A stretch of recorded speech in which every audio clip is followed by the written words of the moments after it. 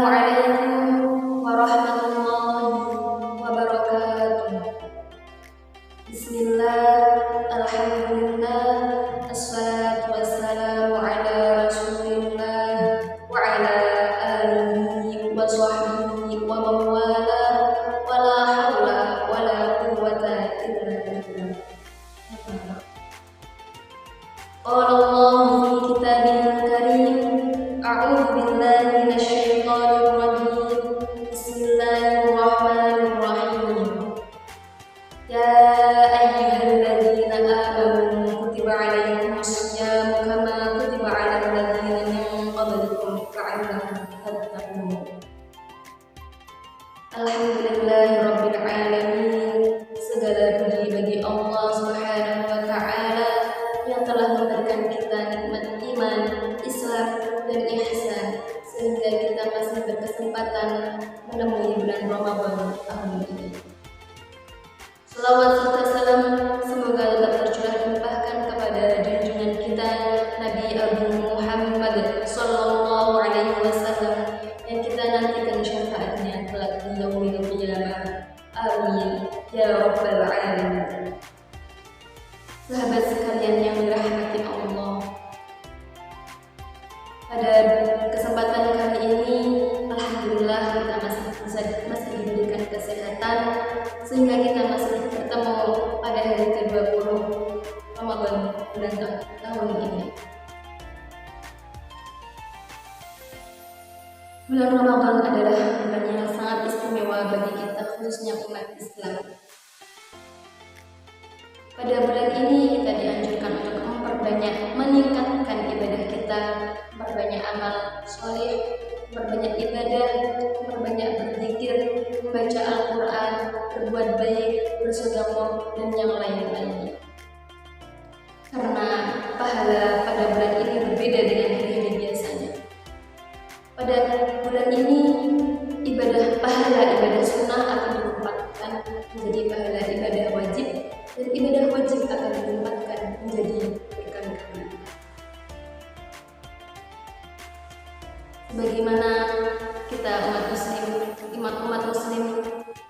pada bulan Ramadan ini, di 10 hari terakhir ini ada malam yang sangat spesial, yang sangat istimewa, yakni malam Lailatul Qadar. Maka dari itu pasti kita tidak asing dengan ajakan anjuran untuk memperbanyak ibadah di 10 hari terakhir pada bulan Ramadan ini. Karena pada malam Lailatul Qadar itu ada para malaikat turun ke bumi membawa berkah dan rahmat dari Allah Subhanahu wa taala. Pada malam Lailatul Qadar ini Allah menurunkan Al-Qur'an ke bumi, ke Baitul Izzah secara langsung. Yang kemudian pada malam tersebut itu Nabi Muhammad mendapatkan wahyu pertama di Gua Hira, yakni turunnya Al-Quran secara berangsur-angsur. Tapi pada malam Lailatul Qadar ini Allah menurunkan Al-Quran dari Lauhul Mahfuz ke Baitul Izzah untuk disampaikan kepada Nabi Muhammad dan akhirnya disampaikan kepada kita umatnya. Namun sayangnya pada malam Lailatul Qadar ini dirahasiakan. Kapan waktu tepatnya kita tidak ada yang tahu. Hanya manusia-manusia pilihan Allah yang akan tahu, yang akan merasakan nikmat ibadah pada malam Lailatul Qadar ini. Allah merahasiakannya untuk menguji kita, menguji ikhtiar kita untuk beribadah kepada Allah, kesungguhan kita beribadah kepada Allah Subhanahu wa taala. Ada beberapa amalan yang baik dilakukan terutama pada malam Lailatul Qadar ini, pada 10 hari terakhir pada bulan Ramadan untuk menyongsong malam Lailatul Qadar. Yang pertama adalah mendirikan sholat sunnah pada malam hari, sholat tahajud, sholat tasbih, sholat hajat dan yang lain sebagainya. Karena pada malam Lailatul Qadar ini adalah di mana Allah mengabulkan hambanya. Banyak keutamaan pada malam Lailatul Qadar ini, salah satunya itu tadi kita akan dikabulkan oleh Allah Subhanahu wa taala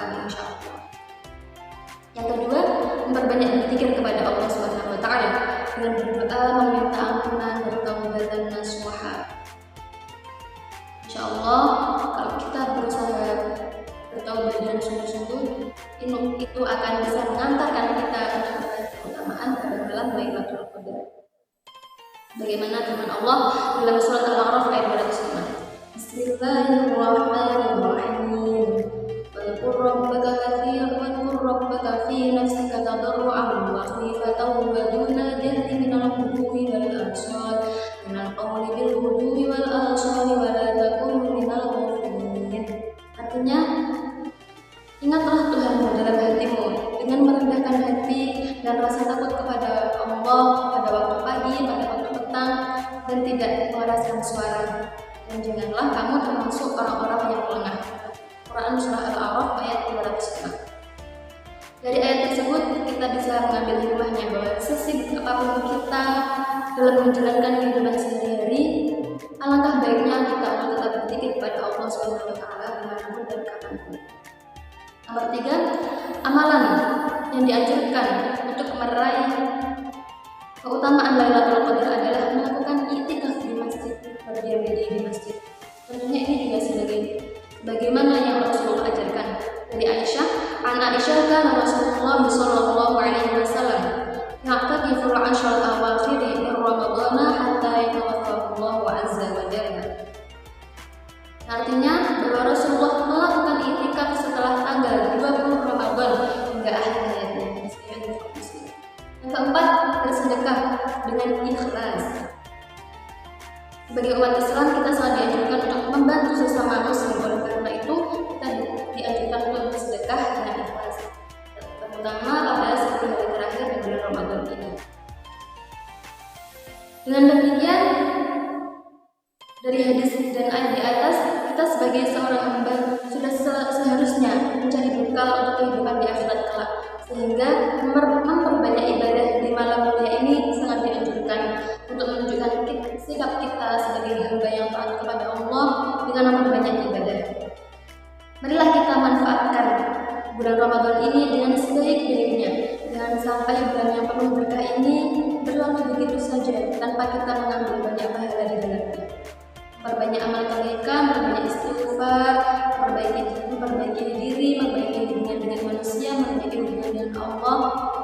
Semoga Allah senantiasa memberikan kita kesehatan, keberkahan, dan kesempatan, dan semoga kita juga diberi kesempatan untuk bertemu di bulan Ramadan berikutnya. Amin amin ya rabbal alamin. Sekian dari saya, kurang lebihnya mohon maaf. Wabillahi taufiq